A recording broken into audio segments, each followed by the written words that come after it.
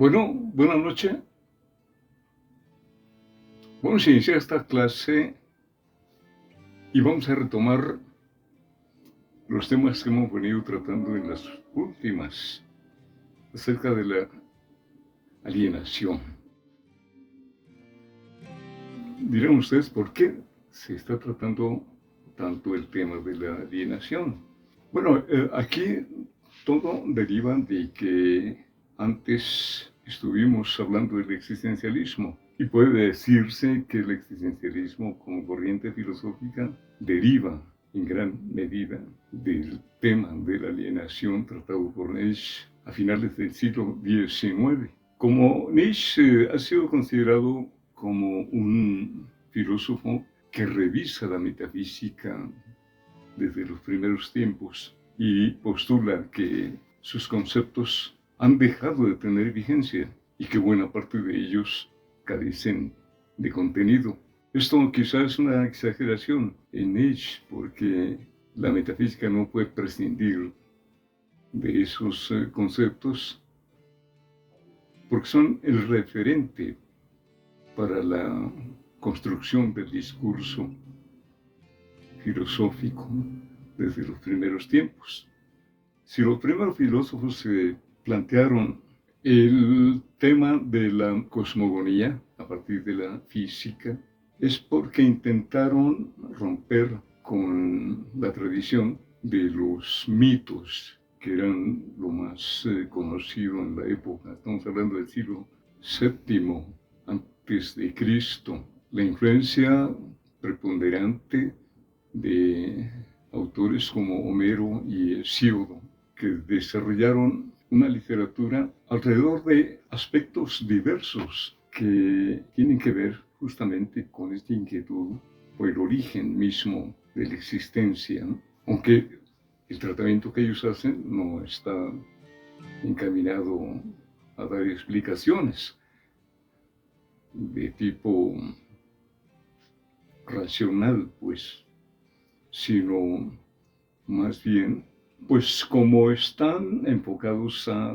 responder a la inquietud generalizada de la sociedad por encontrar un principio y una finalidad para el ser humano, pues bueno, los discursos que ellos desarrollan, en el caso de Homero y tenemos la Ilíada, tenemos la Odisea, en el caso de Hesíodo tenemos los trabajos y los días, tenemos la Teogonía. En general, los discursos que ellos desarrollan, se ha dicho, ¿no?, acerca de ellos, que por lo menos en el caso de Homero, son tradiciones milenarias que se transmiten de boca en boca en la sociedad y que corresponden a una concepción popular acerca de lo que es ese mundo en el cual están viviendo. Ya en el caso de Hesíodo ya está mucho más elaborado y concreto, un discurso que podríamos decir tiende a aterrizar en explicaciones más racionales, sobre todo en el trabajo y en los días. Pero bueno, de cualquier manera, cuando llegan los primeros filósofos, esto adquiere un sentido extraño ya para esa época, ya para el siglo VI antes de Cristo, y procuran arrancar precisamente esas concepciones mitológicas para hacer una concreción del objeto mismo del pensamiento con el uso de la razón.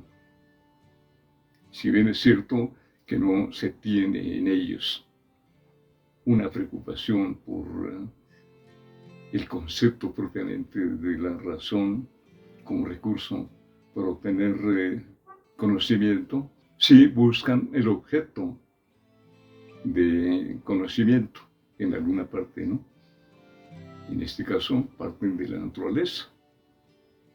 Con esto renuncian a todas las imágenes de dioses que había hasta la fecha, donde manifestaciones de la naturaleza eran considerados como dioses y que esas pugnas entre dioses conducían a comportamientos que de algún modo repercutían en la vida social. Los filósofos empiezan hablando más bien de la naturaleza, ya identificándola con lo que está a la vista, ¿no? Con lo que está a la vista y no ya en la imaginación. Bueno, esto sale a cuento aquí porque estamos hablando de que a Nietzsche le ocurre que en su recorrido por toda la filosofía del mundo occidental llega a decir que todos estos conceptos metafísicos que se han desarrollado desde entonces, desde el siglo VI, V antes de Cristo, son finalmente metáforas, representaciones que sirven, en todo caso, para formular un discurso que pues satisface en algún sentido la inquietud por alcanzar una explicación acerca del mundo. Pero tantas cosas se han desarrollado a partir de allí y hasta nuestros días o hasta los días de Nietzsche, que es difícil aceptar que esos conceptos no nos proporcionan el ingrediente que requerimos para hacernos una representación, si no de la verdad acerca del mundo, sí una aproximación a la verdad.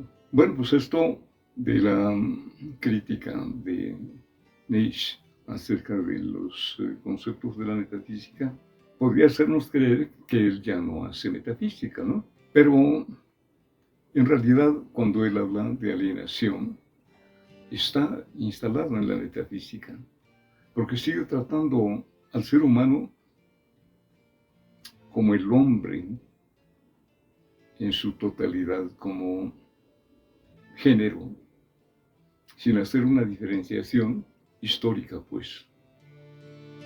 Nos dice en alguna parte que el estatus que está viviendo a finales del siglo XIX el ser humano lo conduce a no creer ya en nada, sobre todo en razón de que ha perdido el sentido de la vida porque Dios ha muerto, ¿no? Esto, así dicho, sigue siendo un discurso no propiamente científico, ¿no? Ni tampoco puede decirse que sea un fundamento para explicar por qué la humanidad está ahora en el nihilismo, en el no creer en nada o el no tener un horizonte, ¿no?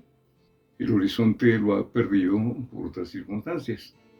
Y él a este respecto, en alguna parte, como ya lo dijimos antes en otra ocasión, hace referencia a que la sociedad ha llegado a tal punto que a través de la ciencia y de la técnica subordina a todos, a la humanidad, reniega de la filosofía y todo se convierte en un ajetreo que conduce o que tiene propósitos de orden económico, ¿no?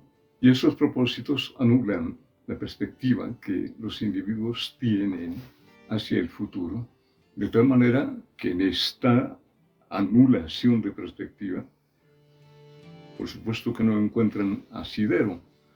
Si antes lo tenían en Dios, ahora no lo tienen en Dios. Y las circunstancias en las que están viviendo no son propicias precisamente para darse una proyección. Eso lo está poniendo a finales del siglo XIX, que en realidad es el periodo en que el sistema capitalista de producción alcanzó máximos de desarrollo en muy poco tiempo, esto por el avance tecnológico y la incorporación a los procesos productivos de un conjunto de elementos que facilitan precisamente tanto la producción como la circulación de mercancías. Y en la libertad en la que ocurren estas cosas, la libertad en el sentido de que todo el mundo puede optar por ingresar en la competencia capitalista, pues se convierte en un torbellino de competencia en donde hay mucha destrucción de capital, mucha destrucción de iniciativas, mucho abandono de creatividad, porque mucho de la creatividad de los individuos se pierde, incluso de los individuos más ilustrados, y se pierde porque no coincide con las expectativas del capital para alcanzar los beneficios que espera en la competencia. Y en ese caso se llega al punto en que pues se siente que ni siquiera el esfuerzo por la superación personal tiene posibilidades de convertirse en un grado de satisfacción para nadie. Ya no digamos aquí aquellos que están sujetos al esfuerzo del trabajo por un salario, que ni pensarlo, que puedan identificar sus potencialidades, sino más bien que están preocupados eternamente por conservar el empleo, porque ellos también están en la competencia. Y esto en virtud de que son parte del mercado y son un insumo para la producción que repercute en costos para los capitalistas. Y en tal virtud, el individuo no siente la seguridad de que pueda conservar este privilegio de tener un empleo. A eso nos referimos antes cuando dijimos que teníamos la atmósfera de mercado que subordinaba a todos, no solamente a los empleadores, sino también a los subordinados, ¿no? Sino que hay una fuerza de mercado en el trasfondo que subordina finalmente a todos.